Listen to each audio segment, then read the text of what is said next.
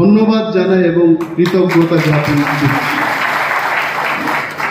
কারণ হলো 1963 সাল থেকে ত্রিপুরায় আমরা 11 জন মুখ্যমন্ত্রী পেয়েছি এবং এই 11 জন মুখ্যমন্ত্রীর মধ্যে প্রফেসর ডক্টর মানিক সাহা, যিনি আমাদের বর্তমান মুখ্যমন্ত্রী, উনি এইবার মনে হয় প্রথমবার খোয়াই শহরে, খোয়াই জেলার হেডকোয়ার্টারে 9:30টায় একটা পদযাত্রায় অংশগ্রহণ করেছে। এটা আমাদের অন্তরের মধ্যে থেকে যাবে।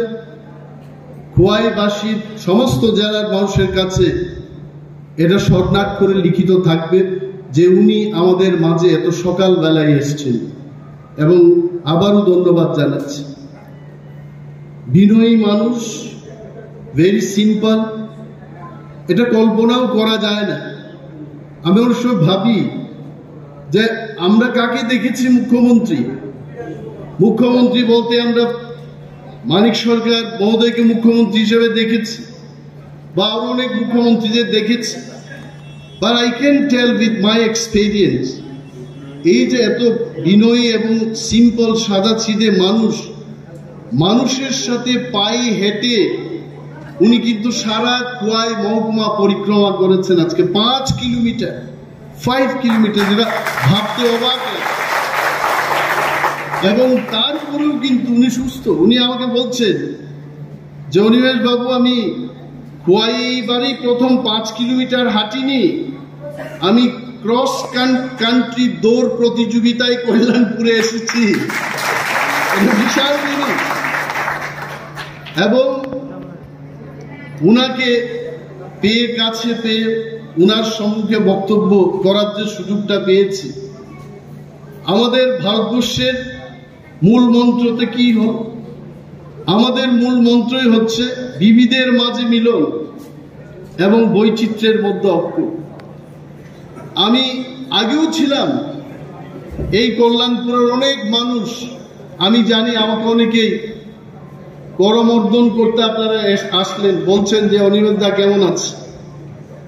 বৈচিত্র্যের মধ্যে ঐক্য এবং বিবিধের মাঝে যে মিলন, এটা দেশের প্রধানমন্ত্রী নরেন্দ্র মোদীজি আরো এই স্লোগানটাকে করেছেন। উনি বলছেন যে এক ভারত শ্রেষ্ঠ ভারত।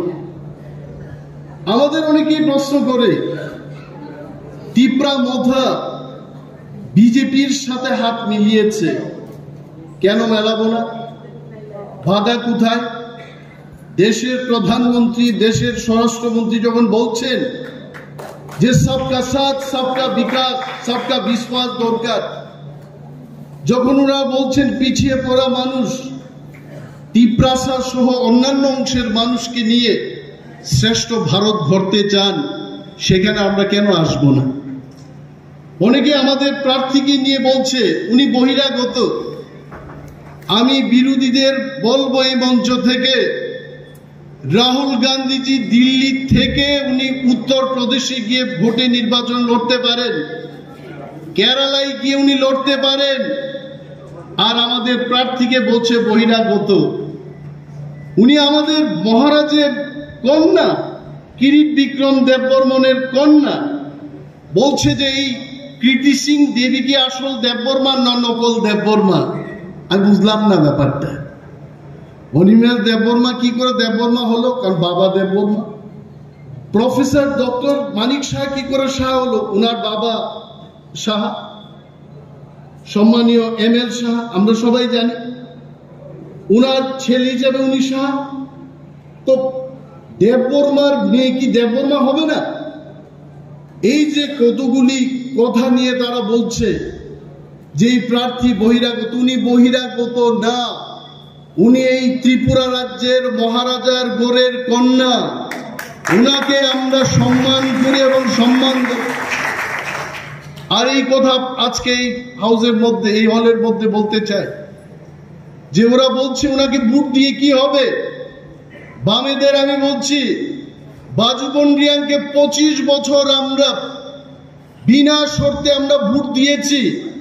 CPM এর এমপিদের আমরা ভোট দিয়েছি, ওনারা কি করেছেন আপনারা সবাই দেখেছেন, এবং আন্দোলনই করেছে ওরা। মুখ্যমন্ত্রী যে আমাকে বলেন, অনিমেষ বাবু, তাদের আন্দোলনের কোন এক সময় আমিও 1-2 মাস আন্দোলন করেছি ওনাদের সাথে। উনাদের ফাঁদে পা দেবেন না। উনি আমাকে বলেছেন, আপনি আমার ভাইয়ের মতো, আপনাকে বলছি, বামেদের ফাঁদে পা দেবেন না। আমি বললাম কেন? বলছে ওরা নানা ষড়যন্ত্র করতে পারে। আপনাকে ভালো বলবে, আমার পার্টির মধ্যে, বিজেপির মধ্যে, টিপ্রামথার মধ্যে কে ভালো লোক তারা ঠিক করে দেবে, তারা প্রার্থী ঠিক করে দেবে। হ্যাঁ, আর আমাদের প্রার্থী আমরা নিজেরাই ঠিক করতে পারবো না।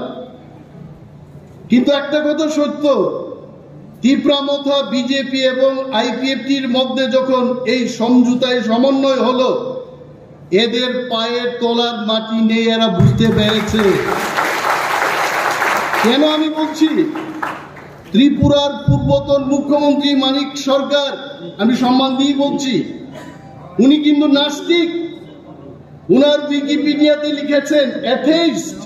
অ্যাথেইস্ট কথার অর্থ হচ্ছে ধর্মে বিশ্বাস করি না, স্বর্গ নরকে বিশ্বাস করি না, এই জীবনটাই শেষ জীবন। এইটাই হচ্ছে নাস্তিকের সূত্র।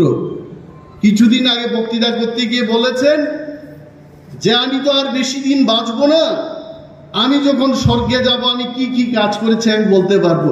আমি বললাম, এই লোকটা কবে থেকে ধর্মে বিশ্বাসী হতে শুরু করেছেন? আরে স্বর্গে যিনি বিশ্বাস করতেন উনি স্বর্গে যাবেন।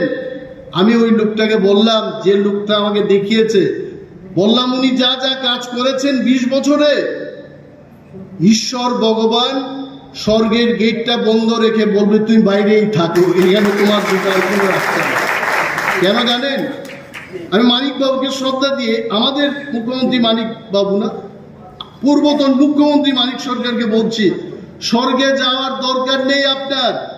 আপনি পৃথিবীতে যা যা করেছেন, আপনার সেই কাজের ফল 10,323 জন লোকের চাকরি শেষ হয়ে গেছে। তারপরে বলবেন উনি ভালো কাজ করেছে।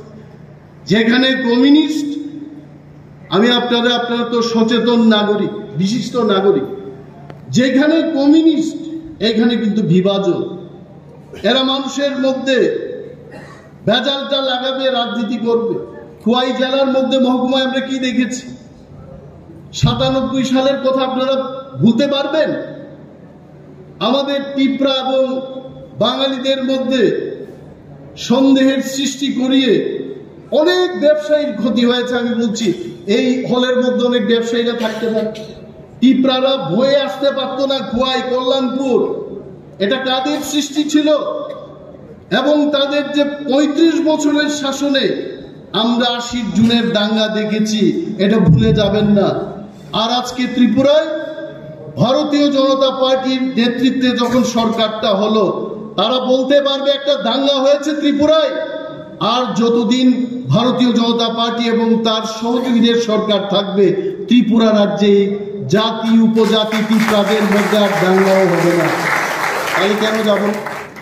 এই যে কথাই বললে হবে যে আমরা করছি, গরিবের সাথে করছি, লড়াই চাই, লড়াই করে বাঁচতে চাই। আর এমন লড়াইটা করাইছেন, ধনী মানুষ গরিব হয়ে আর বাড়ির বাইরে যাওয়ার কোনো টাকা নাই। বুলুদা এটা ভালোই জানে। বুলুদার সাথে আমাদের দীর্ঘদিনের রাজনীতি। এই লড়াই আমরা চাই না। আমাদের লড়াইটা হবে সবাই যেন ভালোভাবে থাকতে পারে, গরিব মানুষ যেন সরকারের সুবিধা পায়, মানুষ যেন কথা বলতে পারে আমাদের এমপির সাথে। আগে কি আপনারা দেখেছেন যে এত বছর 50 বছর কংগ্রেসের সরকার ছিল ভারতবর্ষের মধ্যে, মন্ত্রী এমপিদের আসতে দেখেছেন আপনারা? তখন আসতেন না, তারা সবাই বড় লোক। আর আজকে ভারতীয় জনতা পার্টি নরেন্দ্র মোদীজির নেতৃত্বে যখন কেন্দ্রের সরকারটা গঠন হলো, ত্রিপুরা রাজ্যের মধ্যে প্রতি মাসে কোনো না কোনো কেন্দ্রীয় মন্ত্রী ত্রিপুরা রাজ্যে আসছেন মানুষের খবর নেওয়ার জন্য। এই হচ্ছে নরেন্দ্র মোদীজির সরকার। আমি বিশেষ বক্তৃতা করবো না, কারণ মাননীয় মুখ্যমন্ত্রী আরো প্রোগ্রাম আছে। আর আপনারা যারা বইয়ে বক্তৃতা শুনতেছেন, আমরা তো বক্তৃতা দিতে দিতে আমরা মজা পামু, কিন্তু আপনাদের তো ফ্যান নাই, কিচ্ছু নাই, আপনারা কেমনে বক্তৃতা শুনবে? আরেকদিন আসবো, আমরা লোকালি প্রোগ্রাম করব, বিভিন্ন জায়গায় বক্তব্য করব, কিন্তু আমাদের একটাই স্বপ্ন থাকতে হবে। এবার মোদিজি কইছেন, ভারতীয় জনতা পার্টির সমস্ত শীর্ষ নেতৃত্বরা, এনডিএ জোটের নেতৃত্বরা বলছেন ইসবার 400 পার।